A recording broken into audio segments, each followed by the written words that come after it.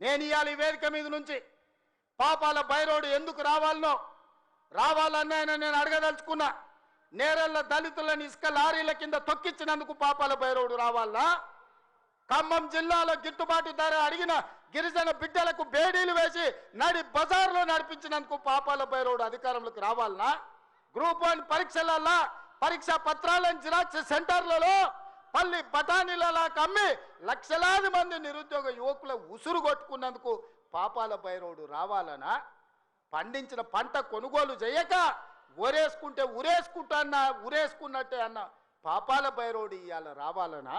దేనికోసం పాపాల బైరోడు రావాలని నేను అడుగుతున్నా. 1,00,000 కోట్లు, 1,00,000 అంటే 1,00,000. ఈ రోజు కాళేశ్వరం మొత్తం చూసి వచ్చిన కడుపు మండుతుంది. నిజంగానే ఈ చట్టాలు ఇవి లేకపోతే ఆటవిక రాజ్యమే అయితే అడవిలో చెట్టుకు ఊరేసిన తప్పు లేదు. 1,00,000 కోట్ల రూపాయలు గోదావరిలో మంట కలిపినందుకు పేరు మారుస్తువి, ఊరు మారుస్తువి, అంచనాలు మారుస్తువి, 1,00,000 కోట్లు దిగమింగుతువి. కాళేశ్వరం అని కడితే 3 ఏళ్లలోనే కూలేశ్వరం అయిపోయింది. దీనికి చెట్టుకు ఉరేసిన పాపం లేని తప్పులు చేస్తే అయినా ప్రజాస్వామ్యాన్ని నమ్మే మేము ఈరోజు సిబిఐ విచారణకి ఇచ్చినాం తప్ప చెట్టు గట్టేసి కొట్టలేదు.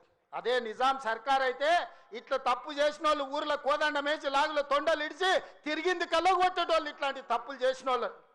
కానీ కాంగ్రెస్ పార్టీ కార్యకర్తల ప్రభుత్వం మంచిది కాబట్టే ఈరోజు ఇవన్నీ చేయలేదు.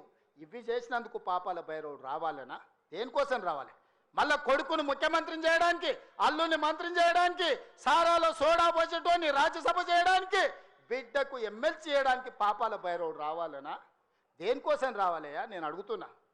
ఈ కరీంనగర్లో ప్రజాపాలన పోవాలంటుండు ఒక దళిత బిడ్డ అట్లూరు లక్ష్మణ్, లేచి నిలబడి లక్ష్మణ్, ఒక దళిత బిడ్డను ఎమ్మెల్యేని కాదు ఇవాళ మంత్రిగా చేసినందుకు పార్టీ ఓడిపోవాలన్న జగిత్యాలలో ఇవాళ పొన్నం ప్రభాకర్ ఒక బలైన వర్గాల బిడ్డను మంత్రిని చేసినందుకు ప్రజాపాలన పోవాలనా? ఒక ఆది శ్రీనివాసును విప్పు చేసినందుకు ప్రజాపాలన పోవాలనా?